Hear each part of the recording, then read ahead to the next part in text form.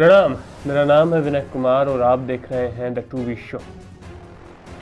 MSP यानी minimum support price, Hindi में कहें तो न्यूनतम समर्थन मूल्य। अब आप कमेंट करके बताएं कि ये शब्द आप कितनी बार सुन चुके हैं। लेकिन जितनी बार भी आपने सुना होगा उतनी बार आपने ये भी सुना होगा कि किसानों की एक मांग है कि तीनों कृषि कानून जो कि बनाए हैं सरकार ने वो वापस ले। लेकिन उसी के साथ किसानों की एक मांग और है, मेरे ख्याल से ये मांग उन तीनों कानूनों को हटाने की मांग से ज्यादा बड़ी है, और वो है MSP को कानूनी प्रावधान बनाना। अब इसे समझने की कोशिश कीजिए। सवाल यहां ये नहीं है कि MSP को कानूनी प्रावधान बनाया जाए तो क्यों बनाया जाए, क्योंकि जहां कहा जा रहा है कि सिर्फ पंजाब और हरियाणा के किसान इन आंदोलनों में शामिल हैं, या फिर यही दो स्टेट्स के किसान आंदोलन कर रहे हैं। अभी जब हनुमान बेनीवाल जी गए तो राजस्थान के किसानों का नाम भी वहां जुड़ गया, बाकी कहीं के किसान नहीं है। क्यों?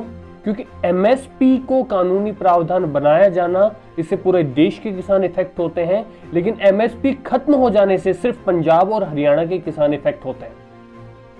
जो 6% देश के किसान MSP पर अपनी फसल बेच पाते हैं, उनमें ज्यादातर किसान, या यूं कहूं कि 95% किसान सिर्फ हरियाणा और पंजाब से हैं। अब एक आंकड़ा बताता हूं। पंजाब में सालाना 2,19,000 ये एक किसान की आय है। हरियाणा में 1,20,000 और बिहार में यही आय 42,000 सालाना यानी 35,000 प्रति माह हो जाती है। सरकार इस पे दे रही है 6,000 रुपए सालाना। अगर एक परिवार में 5 सदस्य हैं तो प्रतिदिन 3.5 रुपए।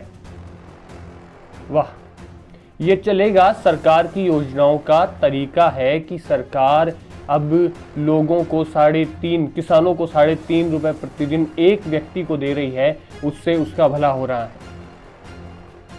सवाल यहां यह नहीं है कि कॉन्ट्रैक्ट फार्मिंग होगी या नहीं होगी। सवाल यहां यह नहीं है कि किसान APMC की मंडियों के बाहर फसल बेच पाएंगे या नहीं बेच पाएंगे। सवाल यहां यह है कि जो MSP मिनिमम सपोर्ट प्राइस, न्यूनतम समर्थन मूल्य आपने बनाया है, आपने गढ़ा है, या आपने नहीं बल्कि आपकी पिछली सरकारों ने भी यही राग अलापा है, हमने MSP बढ़ाया, हमने MSP बढ़ाया, लेकिन क्या वास्तविकता में MSP पे किसान अपनी फसल बेच पा रहे हैं या नहीं? बाकी के किसान, 94% किसान आखिरकार हैं कहां जो MSP पे अपनी फसल नहीं बेच पाते? एक आंकड़ा और लीजिए। आंकड़ा है 2011-12 से लेकर 15-16, 2011-12 से लेकर 2015-16 किसान की आय 0.5% बढ़ी, 0.44%। अगर हम सरकारी पिछले 70 साल, जब हमें 75 साल आजादी के हो गए हैं, और एक सरकारी कर्मचारी की अगर आय देखें तो वो 150 गुना बढ़ी है, लेकिन एक किसान की आय में बढ़ोतरी देखें तो वो सिर्फ 19 गुना है। कुछ जगह ये 22 या 21 गुना भी दिखती है, कुछ खास फर्क नहीं है। सरकार कह रही है कि हम MSP को कानूनी प्रावधान नहीं कर सकते। ठीक है, सब नहीं कर सकते, कोई बात नहीं। तो जो किसान अपनी फसल बेच रहे हैं या APMC मंडियों में बेच रहे हैं, बिचौलियों को बेच रहे हैं, अड़तियों को बेच रहे हैं, तो क्या उन्हें उस फसल का सही दाम या मूल्य मिल पा रहा है? या जब किसान कॉन्ट्रैक्ट करेंगे तब भी क्या उन्हें उस फसल का सही दाम या मूल्य मिलेगा? क्या इसकी गारंटी सरकार लेती है? सरकार कह रही है कि अगर हम MSP को कानूनी प्रावधान बना देते हैं तो हमारे ऊपर तकरीबन 5 लाख करोड़ से ज्यादा का भार आएगा।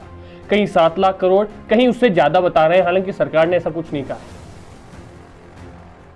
लेकिन सारा तो सरकार को नहीं खरीदना है ना, प्राइवेट सेक्टर भी खरीद सकता है, और भी खरीद सकते हैं, अड़तिये भी खरीद सकते हैं। आप सुनिश्चित ये करें कि ये क्रॉप्स में वैरायटी आए, फसलों में वैरायटी आए, क्योंकि जब आप MSP की बात करते हैं तो सिर्फ गेहूं, जौ, चावल, ये जो जहां जिन फसलों पे MSP दी जा रही है वही फसलें इस देश में ज्यादा उत्पादित हो रही हैं। तो जरूरत सिर्फ एमएसपी की ही नहीं है, इन फसलों में वैरायटी की भी है। जैसा कि हमने आपको पहले बताया था कि जयपुर में विदेशी अमरूद स्थानीय अमरूद से सस्ता बिक रहा है। अगर वही अमरूद देश का किसान बोता तो क्या वह समृद्ध नहीं हो जाता? क्या सिर्फ उसके लिए एमएसपी ही जरूरी है? क्या वैरायटी इन क्रॉप्स जरूरी नहीं है?